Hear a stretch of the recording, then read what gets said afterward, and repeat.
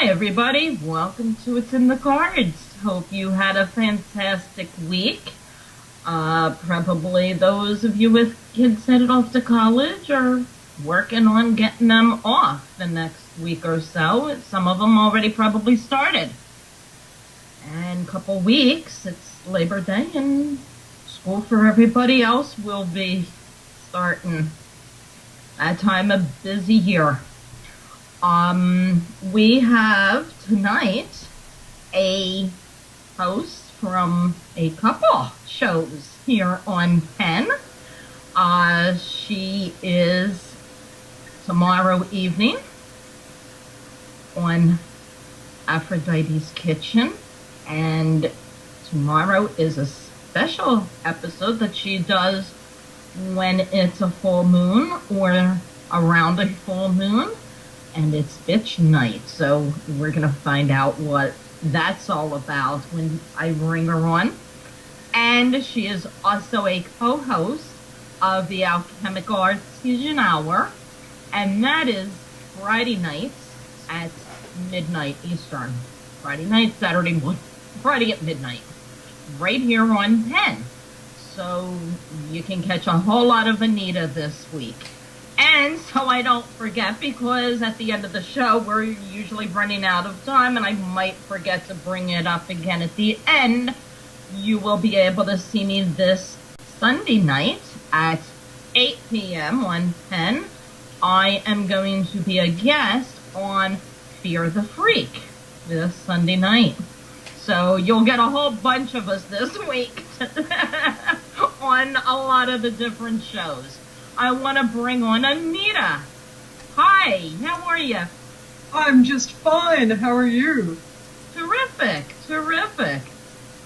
So, I guess we'll start with your show for tomorrow night, Aphrodites Kitchen, because you're doing your special bitch night episode. Yes, I have only one thing to say about that, and that is, come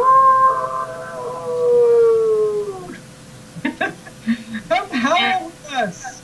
And this is your second one, isn't it? Because isn't this full moon, isn't it a blue moon?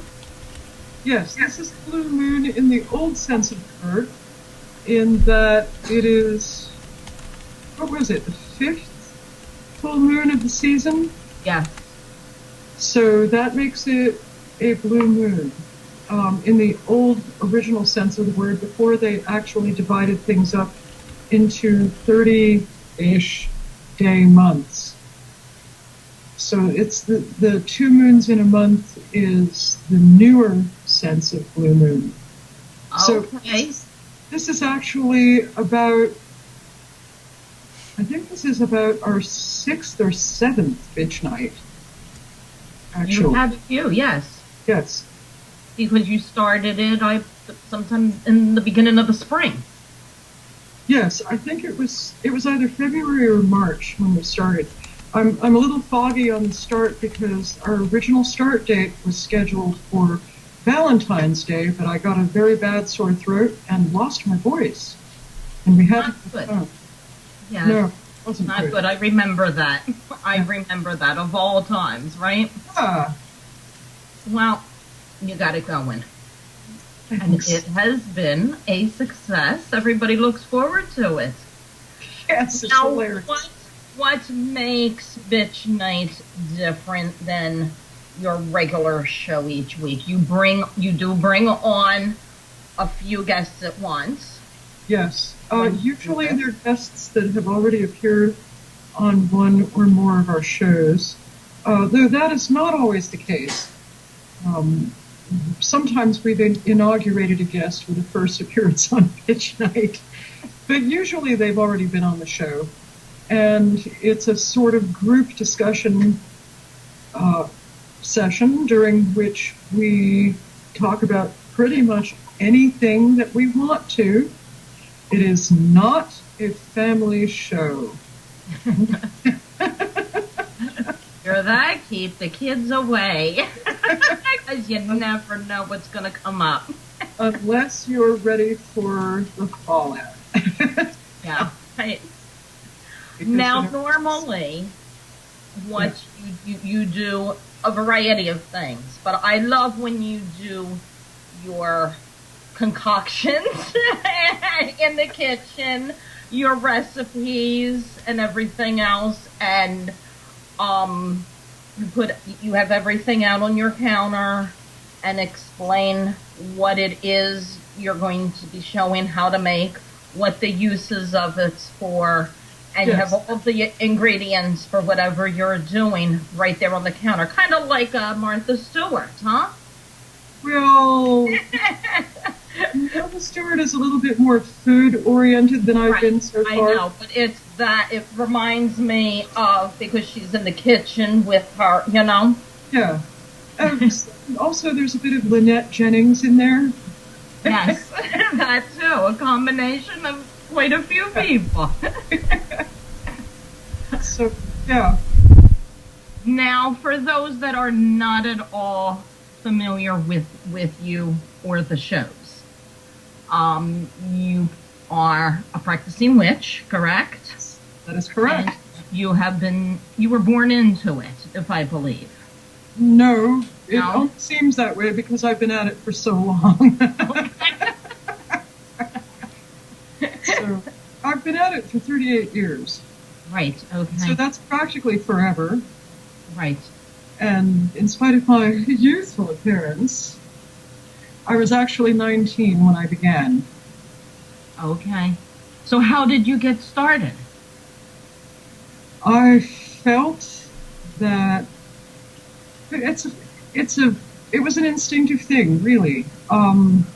Even as a very small child, the light of the full moon would wake me up at night. And I did strange things that scared the wits out of my parents. I can remember very vividly one night when the full moon woke me up, I took my sidewalk chalk and drew a circle in the living room carpet, which won me major points with my mother, let me tell you. And we had one of the first artificial Christmas trees in the neighborhood, and in order to replicate the smell of a live tree, they bought pine incense and one of those funny little incense burners that looked like a log cabin. And it had a little lift off the roof, and there was a little metal shelf inside. And you'd light the cone and set it on the little metal shelf, and the smoke would come out through the chimney. And I didn't even know how to strike a match yet, because I was so young. And yet, I lit one of those incense cones, put it properly on the little metal shelf, and that was actually the smell of the burning incense that woke my parents and busted me. They found me sitting in the circle in the living room with my plush rabbit, my children's illustrated Bible, and an odd educational toy that my father had brought home with him one day, that I called Peter Skeleton, because it was actually a man, the figure of a man, and we'd lift off this cover, and inside were all the bones and organs like a 3D puzzle, which is a very odd thing to give your child anyway. Yes. And they woke up and saw that around you. Yes, and they were horrified. And I had no explanation. I couldn't explain what I was doing in any sort of logical fashion, because you've never seen it done. It wasn't done in your household. No. For you to be imitating. There were no movies that I was exposed to that had any activity like this. I wasn't allowed to stay up late enough to watch movies anyway. I had never seen a movie, actually, of any sort, because it was a very Christian household and they did not believe in movies. Really? Yes. Oh. There was no movie going. There was no dancing. yeah, I grew up in one of those kinds of households. So when they discovered me doing this, they were really, really upset. That. And add this to the fact that I was 4 going on 5 years old. Yeah, they, I bet, had lots of concerns. And I couldn't begin to explain what I was doing. It just seemed like the right sort of thing. You think it's from a past life? Yes, that's the only because why else? How else would I have come up with this? Right. I just felt this inner compulsion, and then I knew what to do somehow within the limitations of what was available to me. And they were really, really upset. Yeah. Did they think you're sleepwalking or something, or? No. No. But let me just say that for the next few nights I slept on my stomach. Yeah. So from there. And well, from there, they did their very best to try and indoctrinate me with great thoroughness into their way of thinking. I went to all of the Sunday school classes and was enrolled in all of the vacation Bible school classes, and had devotions both before going to bed at night and in the morning with my mother, and Bible verses, and the current edition of the Upper Room, if you know what that is. Yes. That's a periodical, Christian periodical of devotions. And there's like a little meditation article that you read. My mother would read this out loud to me and ask me what I thought, explain it in simpler language, on and on and on. And they did their very best to indoctrinate me as hard as they possibly could. By the time that I was in the 6th grade, I had read the Bible completely through twice.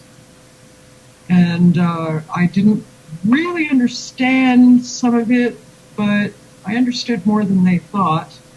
And I had passed a couple of courses on Bible study and all that, and I still wasn't really entirely convinced, but I realized that it was in my better interests and personal safety to pretend that I believed the whole thing. You know what the deal breaker for me was? What? The idea that animals do not go to heaven. That's in the Bible, really? No, it's not in the Bible. It's just what they believe. Really? Yes, it's what fundamentalist Christians believe, that animals, well, not all of them, I can't speak for every individual, but a good many of them believe that animals and plants have no soul. And I just couldn't swallow this, and for me that was the big deal breaker. So you had, it wasn't that Jesus was born or the crucifixion or anything like most people would expect to be? No, I actually had no quarrel with Jesus. I didn't like the idea that women were under men. Right. But even that didn't bother me as much as the idea of animals and plants having no soul. And also, I knew very, very clearly and insisted on it that I had lived before from an early age. So, how do you this comes up a lot with people. They get annoyed with church. I believe that's why, Wiccan beliefs, spirituality is coming more and more popular. People get tired of the churches, disgusted, something happens, and they want no more parts of the religions, the organized religions and churches, and there's got to be something more, something better out there.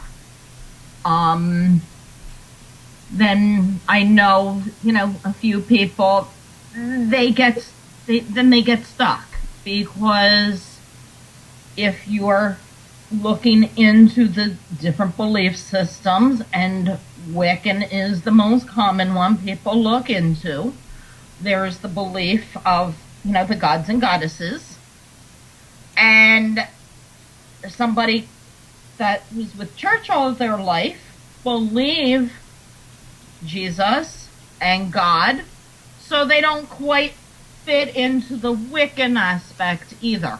So, that's a big issue that I've had with people that have come up, all the time. Well, I don't fit in because I do believe there's only one God and Jesus. And how do you work with that, combine that into? You really can't, can you? Well, I kind of go, in a way, I kind of go along with the unity belief that it all boils down to basically the same kind of belief system. If you just eliminate the semantics, right, that everybody believes in a universal intelligence, and what you call it or how many you divide it into is really just surface detail. I personally believe in nature and the universe. And I don't really have any quarrel with Jesus per se, but I also don't have any quarrel with Buddha. Right. And, or Vishnu, or, whoever else. I'm not exactly crazy about those religions that insist that one type of person has supremacy over another. I think that's pretty much ridiculous, and where a lot of our problems stem out of. I think that animals are ensouled beings that evolve and live and have many of the same concerns that we do. They just don't think in words. Right. And I don't think that they should be considered beneath us. Right. And if we are this time in ascendancy, and I'll take even a further departure from things in that I also believe plants are ensouled beings. But I also believe that everything is alive. Right. Everything. Mm-hmm. So I kind of have more in common with the animists than any of the major organized religions. I don't really like any of the major organized religions completely. No. No, none of them. I don't really think of myself as a Wiccan per se, though I used to, because it was the handiest that came closest to defining the way I thought about things in the past. But in recent years, I'd say actually in the past decade, I've decided that really I'm more of an animist than anything else, and that even Wicca is kind of too tight of a collar for me. Right. So, and, I'm still great friends with many Wiccans and do many things that are thought of as Wiccan practices, but even that seems to be too limiting a label. And I just think of myself as a kind of free-thinking animist pagan. Right. That's why I wanted to, there's a lot of people out there wondering, not familiar with the differences, and, so many people are lost, wondering, okay, I don't have anything to do with my own religion now what? And hop from religion to religion and get completely lost because of what does go on. And there's you probably saw it, there's been that joke on Facebook going around. Speaking of, the belief for some animals have no souls, the two churches, one's a Catholic church, one's a Episcopalian, I think, church. They were across the street from each other. And it's photos that somebody had taken of the sign, the big bulletin board outside. And the one church says, dogs don't go to heaven. So then the Catholic Church puts up, dogs do have souls and all dogs go to heaven, and they go back and forth each day, fighting each other till they got to the point of, I forget what it was, but the final thing was even rocks go to heaven. They put on the thing. And it was really actually done, that they were real pictures, two churches directly across the street having that argument on their bulletin board sign. Now yes. I think rocks go to heaven. Or they reincarnate with the rest of us, only they do it much less often. Now, you know, it seems like all there is to know with different, you make your own things, I believe. I'm not sure as much, how much, but do you do soaps and things like that? Or you used to? Yeah, I have. You can't do everything all the time because there are simply not enough hours in the day. Right. But I've made all sorts of things and sold many of them. I've made soaps and bath salts and body powders and lotions and potions and hair rinse and shampoo and all that stuff. Perfume, incense, teas, medicinal blends, tinctures, just sachets. I experimented extensively and made lots and lots of different kinds of things. Gem elixirs, room sprays for people who can't tolerate incense, body sprays. You learned all of this that's what I was going to ask you, just through experimenting, because it wasn't passed down through a grandparent or anything. Yes, I looked stuff up in books long before there was the internet. I did extensive research using books because we didn't have the internet yet. Yeah, books. And the library. That's small. That's right. And I learned a lot about using the interlibrary loan system. And another thing that I used to go, I grew up in New Jersey, so it was an easy commute to New York City. So I went to, once I was old enough to escape my parents, and they couldn't really do much about it, I had it down to a science.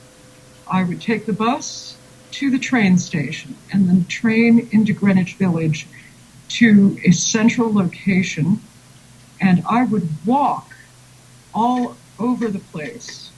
I knew where everything was. I used to hang out at Samuel Weiser's and Strand Books and The Magical Child. And then I would go to Chinese apothecaries and Chinese restaurants in Chinatown, because Chinatown is really quite close to Greenwich Village. As a matter of fact, Greenwich Village, Chinatown, and Little Italy are all sort of crammed together in a general area. They're all within walking distance of each other if you just have a reasonably good pair of sensible shoes on. And I would walk to Canal Street, to Pearl River, where they have every single kind of art supply under the sun. And then downstairs and off to one side, they had the most extensive Oriental grocery that I have ever seen anywhere, except perhaps at, in Norcross, Georgia, there's a larger one now. But it's huge, it's amazing. They have everything. They have all the herbs. They have dragon's blood resin. They have everything.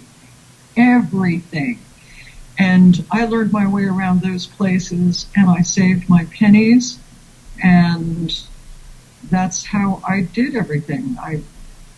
I went, I bought stuff, I looked stuff up in books, I bought stuff, I experimented, I did my own thing. I had to throw many of my early experiments down the toilet, but we won't go there. Because my later experiments were mostly successful. Right. So, and I still make a lot of my supplies for myself today because the commercial stuff just isn't up to snuff. No, it's not. So you also work with herbs? Yes. And you're good at different things to handle different medical issues or health problems as well. Yes. It's really of questionable legality in the United States because of the unfriendliness of the law. But yes, I have treated myself for many of my complaints and privately helped friends of mine. And I'm not really at liberty to say how because of legal considerations, but they're all alive and well. Nobody has gotten sicker because of what I've done. Right. So, and that's saying quite a lot that most doctors can't say. Exactly. Now, is it true, because we don't want to dwell on just one subject, but before we get off of that, you do have to be careful, though, because a lot of people are going, into vitamins and health foods. Is it true, though, you have to be careful with which vitamins are some vitamins or herbs not compatible with one another, or is it more so you can take whatever you need vitamin-wise, but watch a prescription drug with some of them? Or is it baloney for all of that? You can overdo dosage, and there are some things that shouldn't be combined together, but really mostly it's interactions with pharmaceuticals, which is where it gets dangerous. It's difficult to really overdose on most of your herbal medicines unless you just go about it in a way that is ridiculously overdoing it. There are some things that are, of course, the exception to that rule, and some herbs are poisonous. I mean, you really shouldn't.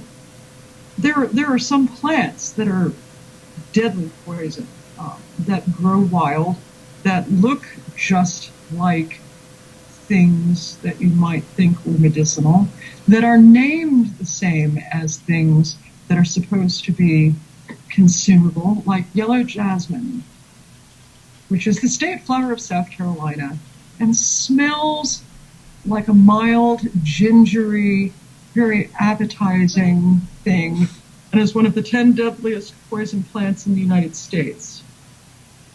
Is it? And yet, it's called jasmine, and there is such a thing as jasmine tea, which is made with true jasmine. And it looks kind of the same, and it has a sweet smell that some people might consider vaguely similar. It doesn't really look the same, but it kind of sort of looks the same. Right. Only it's a little trumpet-shaped flower, and jasmine is a little trumpet-shaped flower. It's yellow, and regular jasmine is white.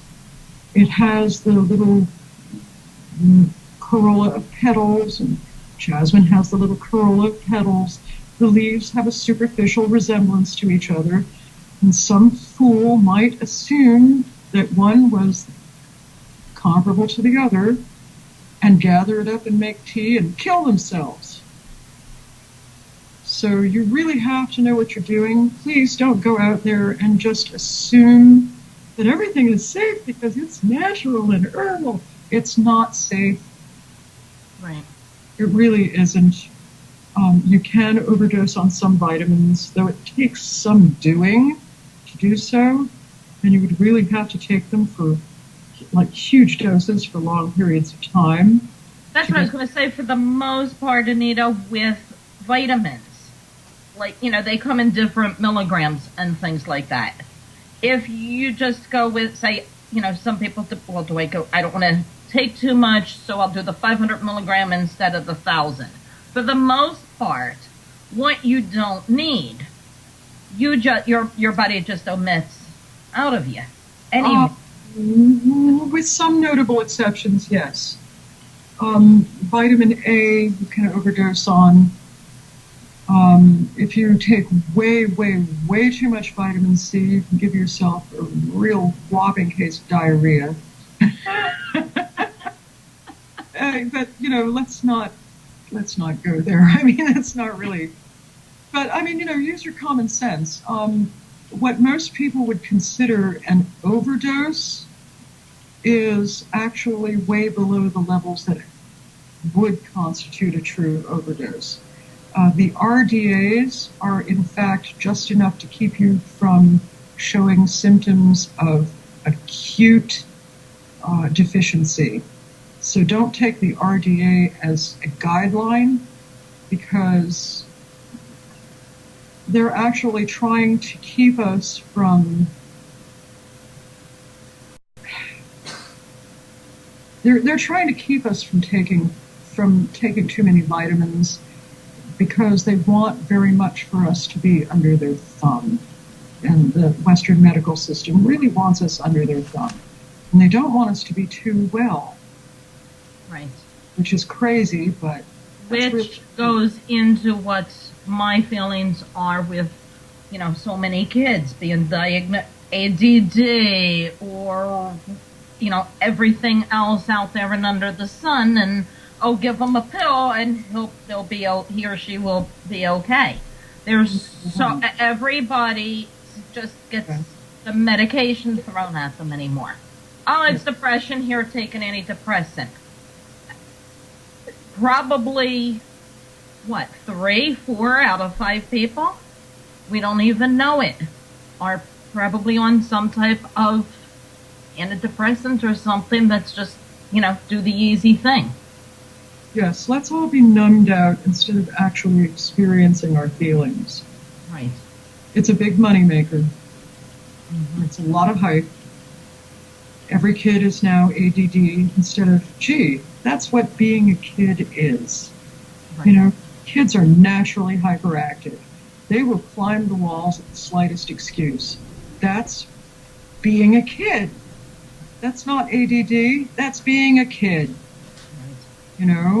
And I think that it's just everybody has to be on a pill so that Big Pharma can make their buck off of everyone and maximize the earnings. And, excuse me for saying so, but that's the way it is. We're also in great danger of losing the right to take our vitamins and our herbs because of NAFTA and Codex Alimentarius. They're trying to take away our supplements and replace them with Big Pharma and GMOs. And they're trying to make it so that it's harder and harder for us to garden on our own property. They're trying to take away our right to collect rainwater. They're trying to privatize the ownership of water. Trying to rule our every move and our every breath and charge us for every single thing.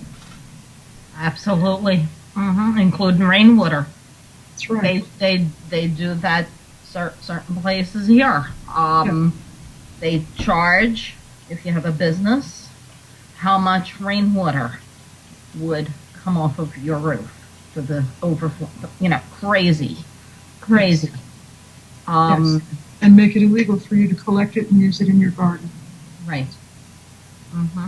So gray water systems are considered illegal in many, many places. You have to be really, really careful. You do. Well, let's move on, because we could do a whole show on just that alone.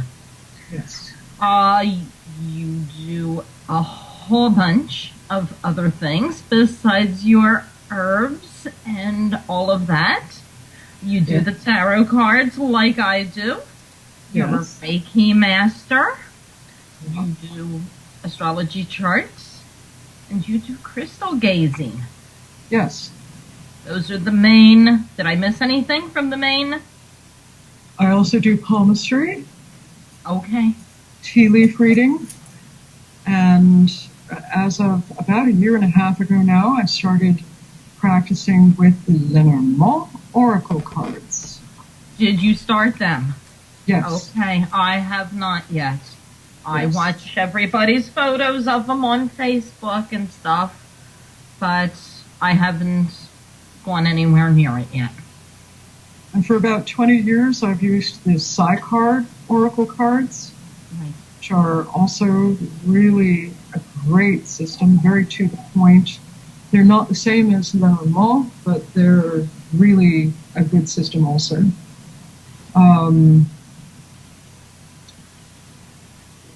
Do you have a preference between the Marne and the Tarot? Uh, Do you find a big difference they are between? very different. They are very different. Tarot is deeper and broader in that, but it's also it's less specific. It's much more general. It's much more highfalutin. Okay.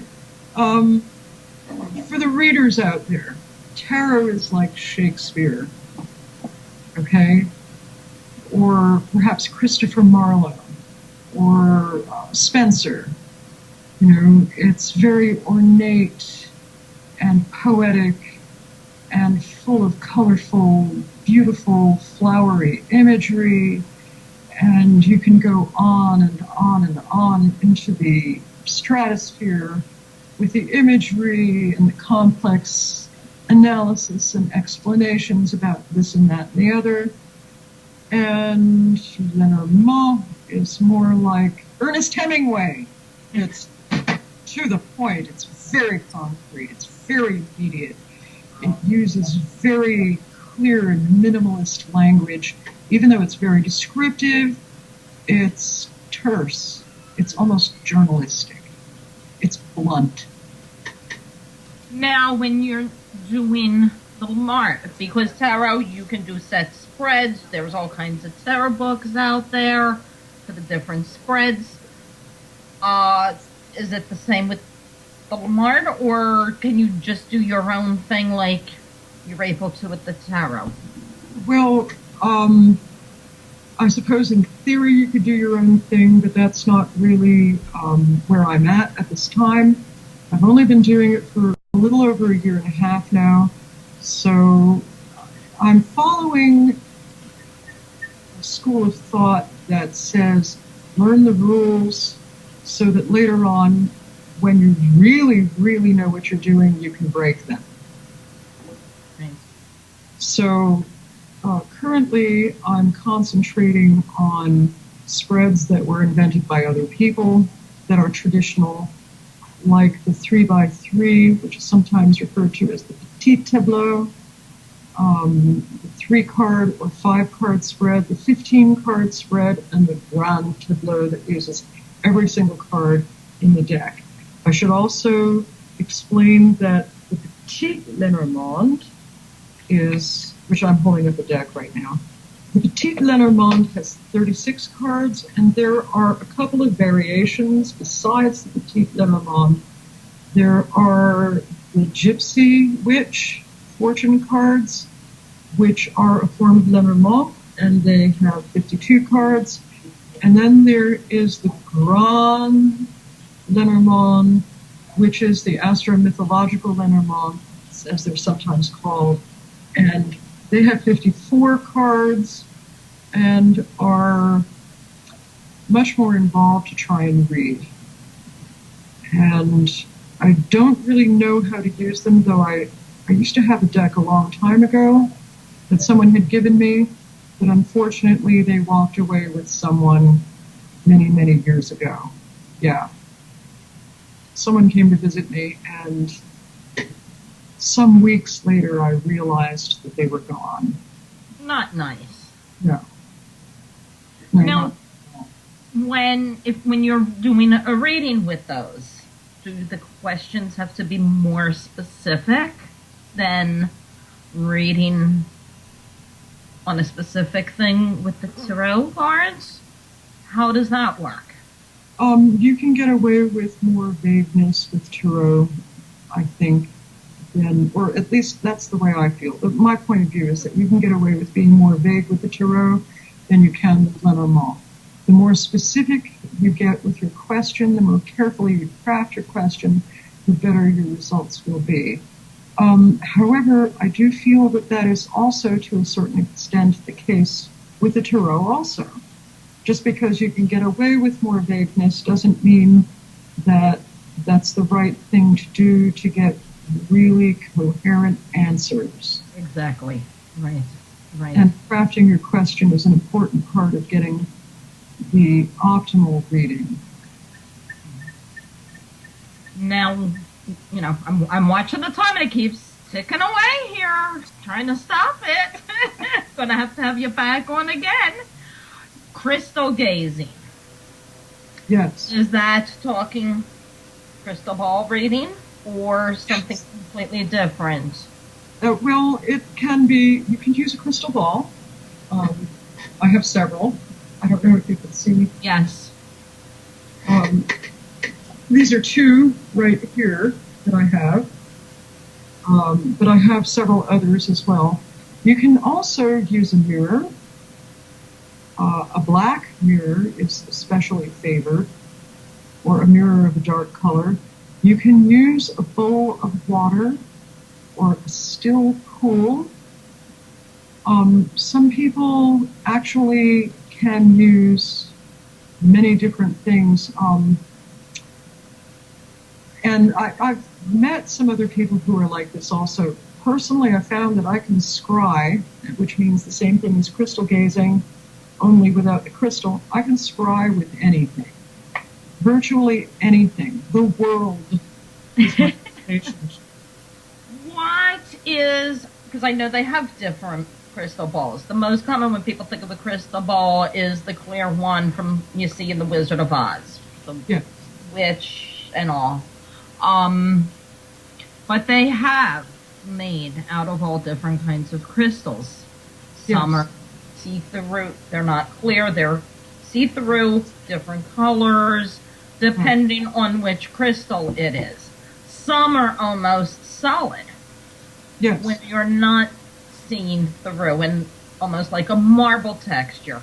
What's the difference in how they work, and what would make one pick a certain crystal ball over another? Is it easier with a certain type than another? I think that it varies with the individual. For some reason, I tend to have a real affinity for this kind of thing, and it doesn't really matter what I use. I have calcite ones. I have this lovely black one that has a sort of cat's eye, what is called chatoyancy, which is a sort of iridescence that moves around the inside of the structure of the crystal. I have a clear one. I have this one that has cobalt and amber glass swirled around in a sort of freeform design inside the clear crystal, and it has bubbles in it. That's the one that's been catching my eye all night. That one. And that was a gift from a dear friend back in South Carolina. This one was given to me on my 23rd birthday. It actually has a very interesting story behind it. If I can do it very briefly, I think we can fit it in without too much hassle, in about 5 minutes or less. My college roommate came to see me on my 23rd birthday. I had to go home to my family's home because my mother had had a very bad car accident, and I needed to go home and take care of her in her time of need. And my college roommate and best friend came to spend time with me on my birthday. And because it was my birthday, she said, well, I didn't bring you a gift. I didn't really quite know what you would prefer, because I know that no average gift would really be the right thing. So I would like for us to walk around your town and go to all of the little galleries and antique shops and stuff, and you pick what you want. Nice. So, and I came from a very affluent town where there were plenty of galleries and antique shops and things, and gift shops and curio shops of various types. And we went to every single one. Every single one. And in most of them, they treated us like we were trashy hippies. They would not wait on us. Even when I saw... Like the Pretty Woman movie. Yeah, it was really bad. Pretty Woman had not been made yet. Right. And we weren't dressed that shabbily. I mean, we were wearing jeans. That's my email. But they were nice jeans. I mean, we were not dirty or shabby, but we were young and kind of ethnic looking, and they didn't much care for us, and they wouldn't wait on us. So, and as we were walking home, the temperature plummeted, and it began to cloud over and look like it was going to snow. We were passing a storefront gypsy. A neon gypsy storefront on the way home.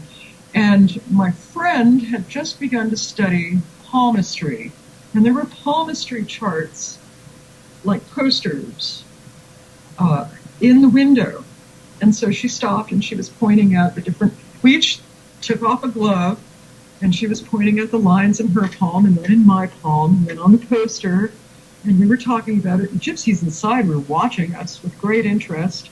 And they kept on gesturing to us, come in, come in. And we were like, no, that's all right. No, that's all right. And so finally, the older of the two women pokes her head out the door and says, it's freezing out there. Why don't you come in? And we were like, no, we're on our way home. And she was like, oh, come on in. Have a cup of tea with us. And we're like, no. She's like, I'll read your cards. We're like, no. We both read cards already. Well, I'll read your palms. Well, she's already a palmist. So they're like, we don't care. We're bored. It's cold. We've had no business. And watching you is making us cold. Come in and we'll give you tea. And, you don't have to buy anything. We really don't care. So went inside, and sure enough, they made us tea, and they were chatting with us, and they were very pleasant. And finally, they found out it was my birthday, and so they offered to read my palm.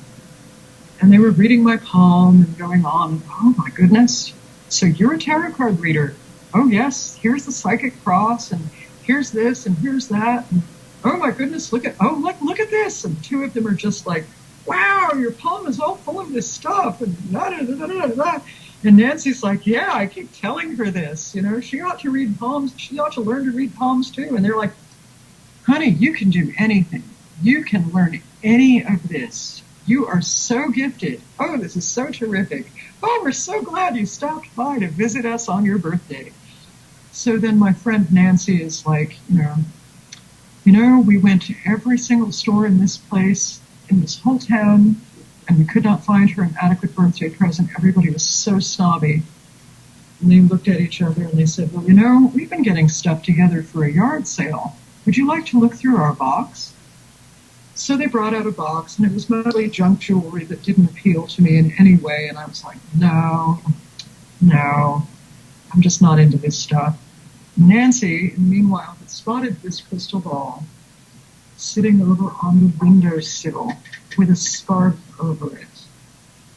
And she went and she said, can I look under the scarf? This is a crystal ball, isn't it? He said, yes, it is. Really shouldn't touch that.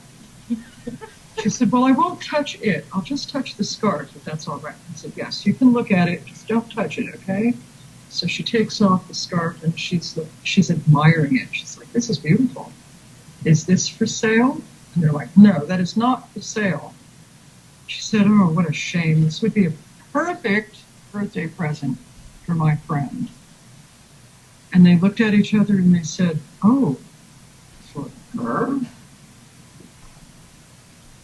they said, excuse us for a moment. And they withdrew into the back of the shop, and I could hear them going back and forth, but we couldn't really understand them. And they came back out and they said, if you swear this is really for your friend, we will sell it to you for $50. And she was like, sold! But they didn't have a bag to put it in. And we didn't have a large purse, nothing. So we went back to my house. We got my carpet. I had this carpet bag purse. I came back with the carpet bag. We put it in the carpet. We put it in the carpet bag. We came back and they were polishing it over the spout of the tea kettle in the steam. They were cleaning it off. And they were saying things to it. And later on they said, we were saying goodbye. This has been our friend for quite a while. We're kind of sorry to see it go, but we're short on the rent. And since it's for you, we feel that it's going to good hands because we've read your palm. We've read your palms. We know that this is going into good hands. So, and you'll be able to learn to read this very quickly. Okay. Okay, if you say so. We carry it home. My mother comes in. Just as we're looking at it, we're like, ooh, ah, ooh, ah. And right then my mother walks in and we like quickly hide it away. And Nancy whispers to me, so what did you see? What did you see? I said, I saw a shopping cart. Of all things. And she's scornful. She's like, of all the things that you could see, a shopping cart? Really? And right then my mother walks in the room. She says, girls, could you go to the grocery store for me? Get out. We went to the grocery store. We got everything on the list. As we're coming home, a snowstorm starts. It was the era of paper bags. Our paper bags melted in the snow. We were dropping pieces of broccoli and mushrooms into the snow.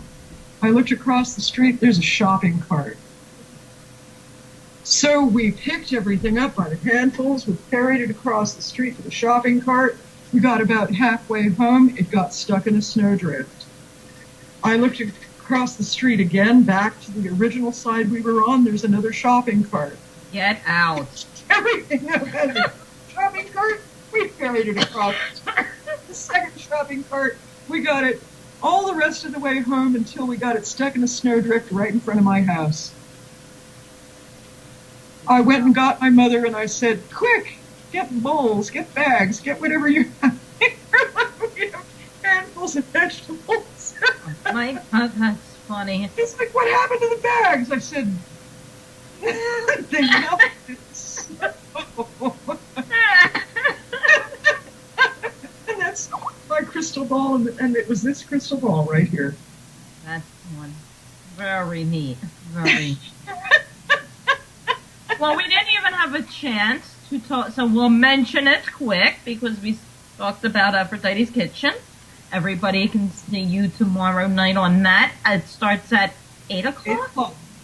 8 o'clock Eastern, so an hour earlier. And you co-host with Title. I co-host with Title on the next night on the Alchemical Artisans Hour. And, tomorrow on Aphrodites Kitchen is Bitch Night. We will be having Julie Couture-Watts, Lillian Mustelier, Mary Gasparo, and Kim Dennis Reisinger, wife of our fearless producer. And on Friday, we will be having Electrocelt Eck, who is an electronica musician, that he makes wonderfully mystical type of electronic music. He lives in Australia, and his real name is Jock Keogh. Very cool. And Sunday night at 8 p.m., tune in to Fear the Freak. I will be on as a guest. Time is up. Thanks for coming out, everybody. Have a fabulous week. Thank you so much, Anita.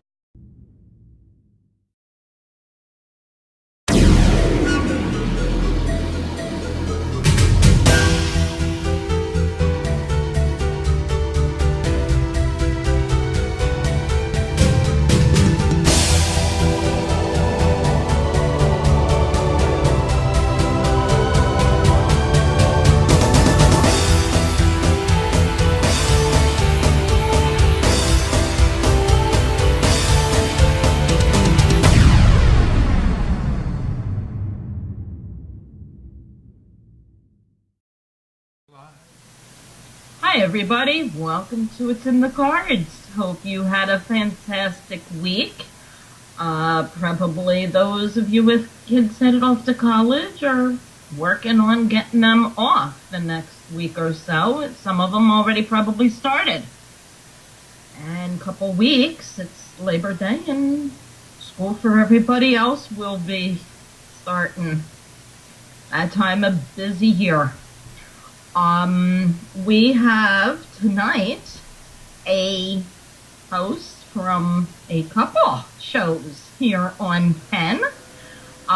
She is tomorrow evening on Aphrodites Kitchen, and tomorrow is a special episode that she does when it's a full moon or around a full moon. And it's bitch night, so we're going to find out what that's all about when I bring her on.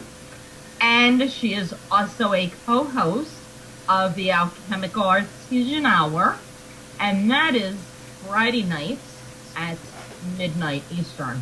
Friday night, Saturday morning, Friday at midnight, right here on Penn.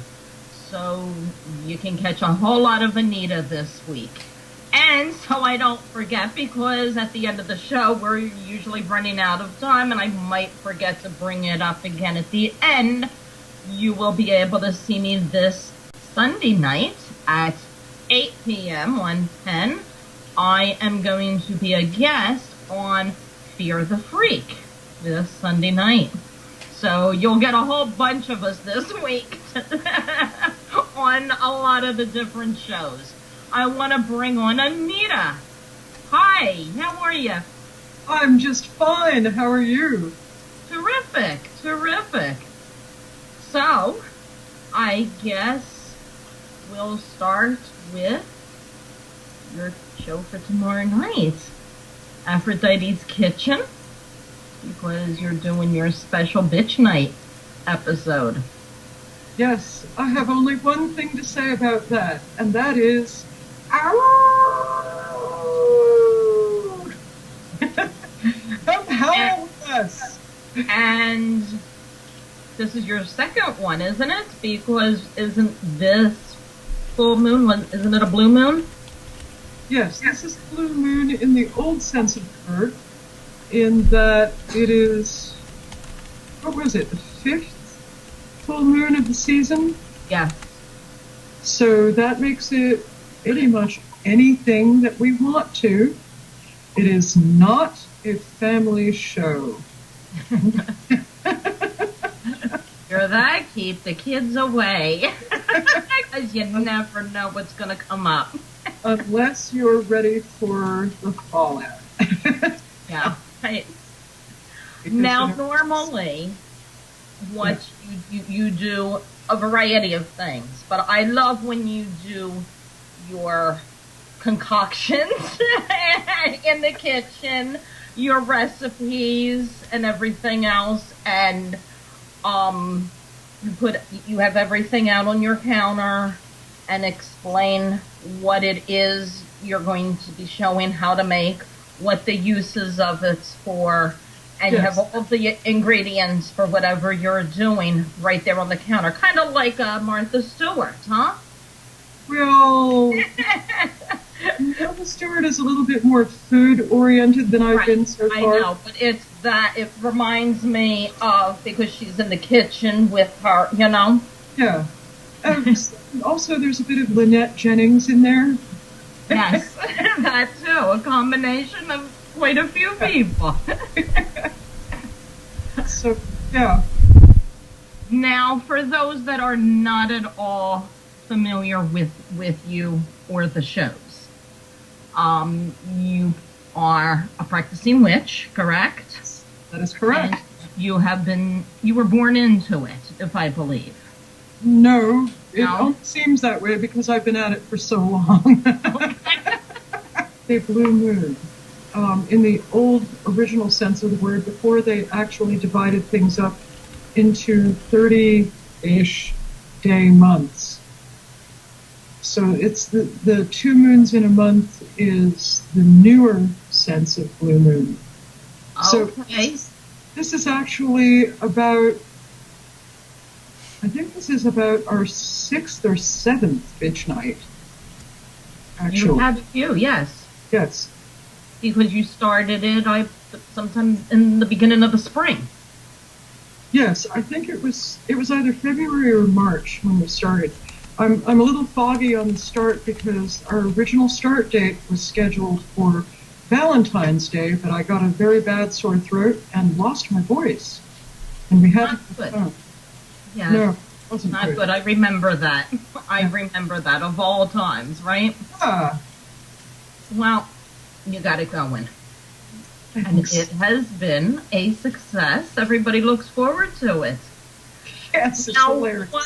What makes Bitch Night different than your regular show each week? You do bring on a few guests at once. Yes. Usually they're guests that have already appeared on one or more of our shows, though that is not always the case. Sometimes we've inaugurated a guest with a first appearance on Pitch Night, but usually they've already been on the show. And it's a sort of group discussion session during which we talk about... So I've been at it for 38 years. Right, okay. So that's practically forever. Right. And in spite of my youthful appearance, I was actually 19 when I began. Okay. So how did you get started? I felt that it was an instinctive thing, really. Even as a very small child, the light of the full moon would wake me up at night. And I did strange things that scared the wits out of my parents. I can remember very vividly one night when the full moon woke me up, I took my sidewalk chalk and drew a circle in the living room carpet, which won me major points with my mother, let me tell you. And we had one of the first artificial Christmas trees in the neighborhood, and in order to replicate the smell of a live tree, they bought pine incense and one of those funny little incense burners that looked like a log cabin. And it had a little lift off the roof, and there was a little metal shelf inside. And you'd light the cone and set it on the little metal shelf, and the smoke would come out through the chimney. And I didn't even know how to strike a match yet, because I was so young. And yet, I lit one of those incense cones, put it properly on the little metal shelf,